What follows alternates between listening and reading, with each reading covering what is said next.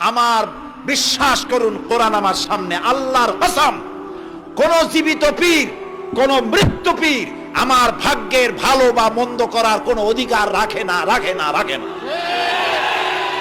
কোন পীর ফু দিয়ে আমার ভাগ্যকে ভালো বানাই দিতে পারবে না, এবং আমার একটা চুলও বাঁকাও করতে পারবে না।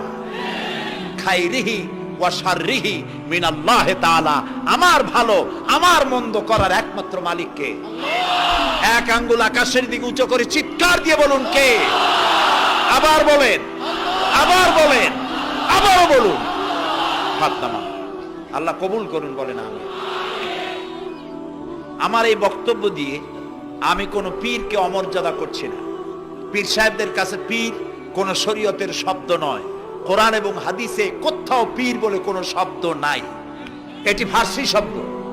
এই শব্দের অর্থ হলো বৃদ্ধ। তো পীর যদি বৃদ্ধ হয় ভালো কথা, তিনি যদি আলেম হন আরো ভালো কথা। কিন্তু বাপ পীর ছিল, উনিও সেই সুবাদে পীর। ইলেম নাই, তোনার নিজের কাছেই তো টর্চ নাই। আপনাকে অন্ধকারে উনিও ম্যানহোলের মধ্যে পড়বে, আপনারে নিয়ে পড়বে। আলেম হইতে হবে, পীর যদি হয় আলেম হইতে হবে, এক নম্বর কথা। দুই নম্বর কথা হলো তিনি ব্যবসায়ী হবেন না। ধর্মের নামে তিনি ব্যবসা করবেন না। তিনি মানুষকে হেদায়েতের পথ দেখাবেন। প্রয়োজনে জেলে যাবেন, প্রয়োজনে ফাঁসির মঞ্চে দাঁড়াবেন। তিনি নিজেকেই ইসলামের সব আমি করি, আর ইসলাম কারো কাছে নাই। যারা ইসলাম করলো 70-80 বছর ধরে, রাজনীতির পথ দেখালো, তারা ইসলামের দল না, ওনারটাই ইসলামের দল। এই ধরনের ফাজলামি বক্তব্য থেকে বিরত থাকতে হবে। এই ধরনের বেয়াদবিপূর্ণ বক্তব্য থেকে বিরত থাকতে হবে। আমার দোকানে খাঁটি ঘি পাওয়া যায়, আর কারো দোকানে খাঁটি ঘি পাওয়া যায় না। ইসলাম নিয়ে এই ধরনের মনোপলি বিজনেস করতে দেওয়া হবে না। প্রিয় ভাই সব, আমরা পীর সাহেবদের চিনি। পীর ছিলেন শাহজালাল রহমতুল্লাহ আলাইহি। সুবহানাল্লাহ। যুদ্ধ করা লাগে নাই, আজান দিয়েছেন, মূর্তির মাথা ভাঙ্গা চুরচুর হয়ে পড়ে গিয়েছে। গৌর গোবিন্দ পলায়া কুল পায় নাই। লোকেরা যায় তার মাজারে গিয়ে গজাল মাছ জিয়ারত করে আসে, কিন্তু তরবারিটা দেখে আসে না। দোধারি তরবারি এখনো আছে। সুবহানাল্লাহ বলেন।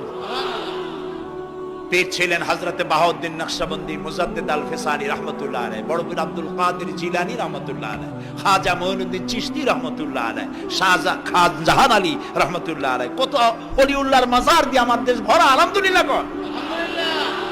আরে একদিকে মানুষকে মুরিদ বানায়া মুরিদের টাকা দিয়ে নিজেদের পকেট ভরেন নাই। ওনারা এরকম করতেন না, এইরকম করতেন।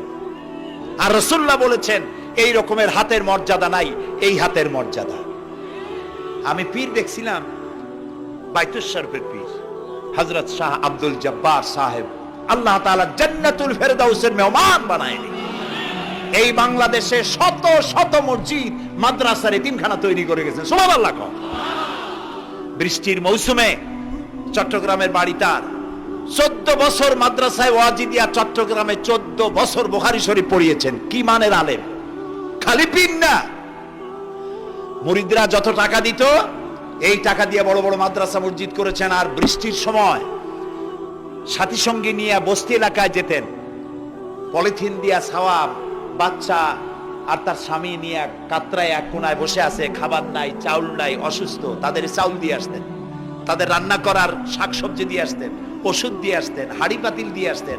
বন্যা হলে, তুফান হলে টাকা উজাড় করে যা মুরিদরা দিত সবগুলি উজাড় করে মানুষের খেদমত করতেন। সুবহানাল্লাহ। কাজী যারা জামায় অনেকগুলো পকেট সমানে নিতে থাকে আর ভরতে থাকে, এইভাবে করে এই ব্যবসায়ীদেরকে পরিত্যাগ করতে হবে। পীর হচ্ছে ওই সমস্ত লোক যারা নাকি ধর্মের নামে ব্যবসা করে না, বরং আল্লাহর দ্বীনকে প্রতিষ্ঠা করার জন্য কথা বলে। প্রিয় ভাই সব, আমাদের জেহেন সাফ করতে হবে, পরিষ্কার করে বুঝতে হবে আমার ভালো আমার মন্দ কে করতে পারে।